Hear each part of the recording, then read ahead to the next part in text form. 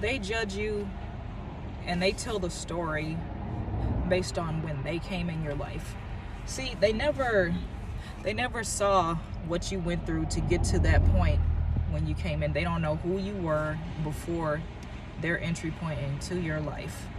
And that's where they fuck up. They don't see the sleepless nights, the pain, the tears, you know, the trials and tribulation, all the way from childhood. See, these people come into your life, have a 30-minute conversation with you and know you for 2 weeks and think they know everything there is to know about you. They think they know your character. They think they know, you know, your next move just based on, you know, your zodiac sign, what they read about you on social media, and you know, just the few interactions they had with you. Knowing someone, you never really know someone because you don't even know yourself. You're changing and growing every day, and so is that other person. So you guys are constantly on two different tangents, or however many people you have involved, you are on different tangents. So for them to act like they know you is idiotic. To think you know somebody off Facebook post or social media post, and you know, stuff like that, and stuff that's not even like them directly interacting with you. And even still, you know, there's people who are married for 20 years and got a whole other family down the road, and their original family doesn't even know that they had another family until they have to share what's in the will that they left behind. So these people, they're fucking idiots, and that's just nicely putting it. So they want people also to judge you based on the time they came in on your life. You know, you could have been going through a rough patch, or you could have been, you know, real glamorous. You know, it just depends. But if you know, it's like you can't do anything right though with these people. So if they come in and you're just doing great, you know, they're jealous. Why are you jealous? Do you know what this person? Do you know what I've been through? Or do you know what this person has been through to get to this point? Do you know how hard they had to fight? The sleepless nights, the tears. You know, some people, you know, they had to overcome childhood traumas, you know, molestation and things like that. You know, beatings and toxic ties, soul ties, you know, toxic family members, their own, because it really is your own, you know, half the time, that's trying to keep you down for the first part of your life. And then these people come in and try to keep you down for another chunk of your life, you know. So it's like you spend a lot of your life fighting against people who never wanted you to make it. They were never really for you. They were for the streets, you know. They were for everybody, and you were for God. So these people, and just no common sense and no logic whatsoever, and their logic is very narcissistic, you know. And I was saying in another video, you know, they don't find her, you know, like a basic scenario. Oh, she's not attractive, therefore she isn't attractive to me, therefore she isn't attractive to anybody. You know, no, one man's trash is another man's treasure. You know, cliche saying, you know, that saying is all over the place, but true. You know, that is their thought process. They are not analytical people. They are very broad, generalizing people, and that's what gets them fucked up, because they go and they try to get in everybody's ear. Like, everybody they see you interacting with, here they come, like your lost puppy or something, like, you know, like your child or something, looking for you, trying to figure out what was said between the two of you.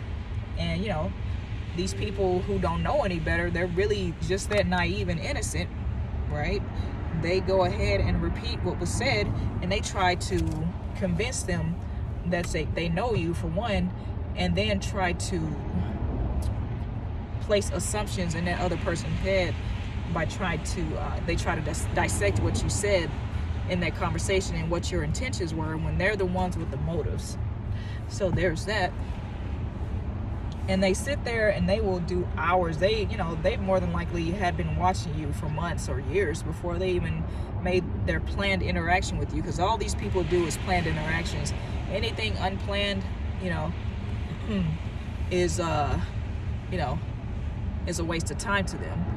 So they plan their interactions, and that's why they get mad when you don't live a life around planning and organization, and you could just, you can move like that. They get mad at you because you can move on the whim, and they try to place you in this box by constantly criticizing everything you do and try to make you put yourself in a box with plans and organization. It's like some people, they are good at organization, and some people, they are good at, organized chaos. They know what the fuck they got going on. I'm one of those people. I'm just a spur of the moment type person. I don't really plan for much, even though I don't like people doing spur of the moment with me. And that's why I typically roll by myself, because I can move how I want to when I roll solo. Like, I only deal with other people when I feel like, plans being in place, or I let them make the plans and then I just go with it. And they know what to expect of me. I get there when I get there, basically. I don't make plans I have to really commit to unless it involves money. Then I'm an A1 person, upstanding citizen, all that good stuff. But they can't stand it.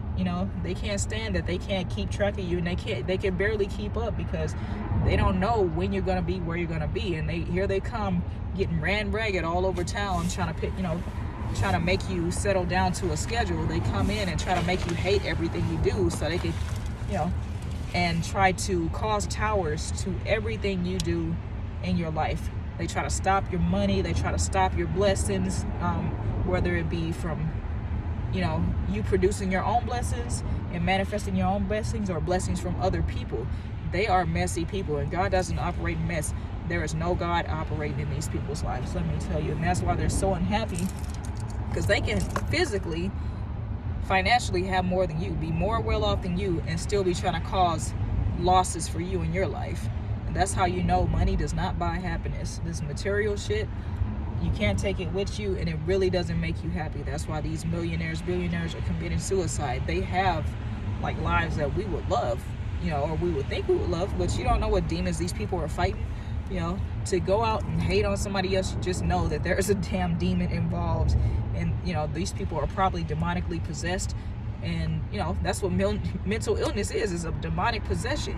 To go after somebody who has done you no real harm and is only trying to go on about their way, and that's usually the case in most of the cases. They haven't done anything physically to you, and they'll take something and completely obliterate the meaning to it, the intention to it, and misconstrue it and relay the message to other people misconstrued as a story about the secret, and running it down a line, and it turning it into a whole other story. By the time it reaches the end of the line, that's these people.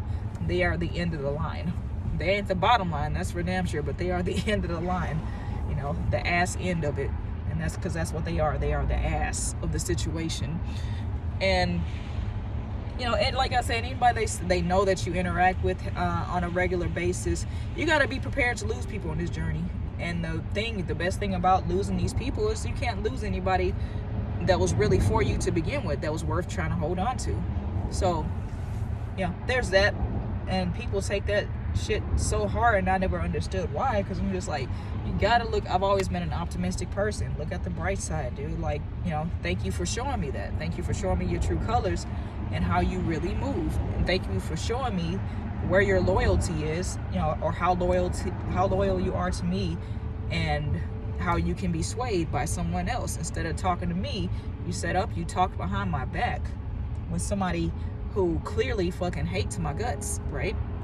Or, is suspiciously concerned about me, but you never see them interacting with me, but you had no thought to come and talk to me about it or anything like that. But you call yourself my friend. And the thing is, a lot of people have not even the first idea of how to be a real friend. They really don't. And the start of that is not repeating your fucking conversations and being able to confront you. Like, you can't call yourself my friend and you don't really know me. Like, you're not even comfortable enough to confront me with the bullshit that other people are coming to you about. You're not, it's just you're sitting up here entertaining other people and moving according to what somebody else says about me, to what you see from instead of what you see from me, because you're easily manipulated. So, a team is only as strong as its weakest link. There is nobody that could come to me and tell me anything about anybody else. The only person that could fuck it up for another person, for somebody with me, is that particular person. Not what somebody else is telling me about them. I go off on what you show me. because your loyalty to me is different from a loyalty to somebody else. Your loyalty to a certain person, place, or thing is different from a loyalty to another person, place, or thing. It just depends on your interest and where your heart lies for that, that entity. So, it shows you a lot about a person who can be manipulated to the point that they completely stop fucking with you, and they turn their back on you based on what somebody else says. And who needs that? Like, seriously, like, thank you, like, thank you, bitch. Like, keep it moving though, because my whole thing is keep that same energy, man. Like, it's not a threat, it's a promise. You will not be allowed back in. Life is a revolving door. People are revolving doors, man. Just don't stand in the way so the next person can, come in, because that might be a better person than you. Like, I like to believe that everybody tries to be their best person for the most part, and some people really genuinely enjoy being shitty people, but that's them. But for the most part, people want to, they try to do good. And then sometimes they fall short, but all I need is for you to show it. You only need to tell me one time, just like when and what's love got to do with it? Shit, you only got to hit me one time, motherfucker. Tina Turner's sister, and she left the restaurant and never had nothing to do with that dude again. And some people, they're used to people standing around and being their fucking punching bag, like Tina was to Ike. And he was sitting there telling him, trying to make her eat the cake. She ain't want to eat the damn cake, and that's what they want to try to make you do by getting around other people in their life and trying to turn them away from you. They want you to eat the fucking cake. and I guess that would be the perfect analogy for that. They try to force the cake down your throat, man, push it all up your nose and shit. I got your friends, and I'm like, yeah, well, they were never your friends to begin with, because you got them. Like, yeah, it's absolutely true. Somebody that hates me, right, is telling you shit about me, so it's gotta be true. Yeah, okay. I don't need friends of that intelligence level, so you can keep them. I'm glad you got some new recruits, man. Because everything they try to do to you is gonna not only come back on them tenfold, but it's gonna bless you all the same. You're gonna get blessed in the end. So, and I see the results of my haters every day manifesting in my life, because they don't realize, that every action has an exact and opposite reaction. So everything they try to do that's bad to you, the exact and opposite happens to you, and it ends up manifesting as growth in your life. It ends up in you making more money, bearing sweeter fruits, or richer fruits and vegetables, so let them keep hating on you, let them keep trying to shit on you, because shit is fertilizer. So use it. They throw bricks and stones, build a house for you, build a fucking house off the shit they throwing at you. Build your foundation off the shit they're throwing at you, and by the time they finish throwing their sticks and stones and bricks and stones at you, they're not gonna have shit left to build their own shit. So let them keep throwing and be entertained, because these motherfuckers are clowns for you. They're your jesters. And don't ever come off your throne for a fucking jester. Let them sit at your feet and entertain you, and make the common folks that they are able to swear away from you, because royalty has loyalty. Point blank, period. Royalty has loyalty. It's just like they have loyal subjects, and those people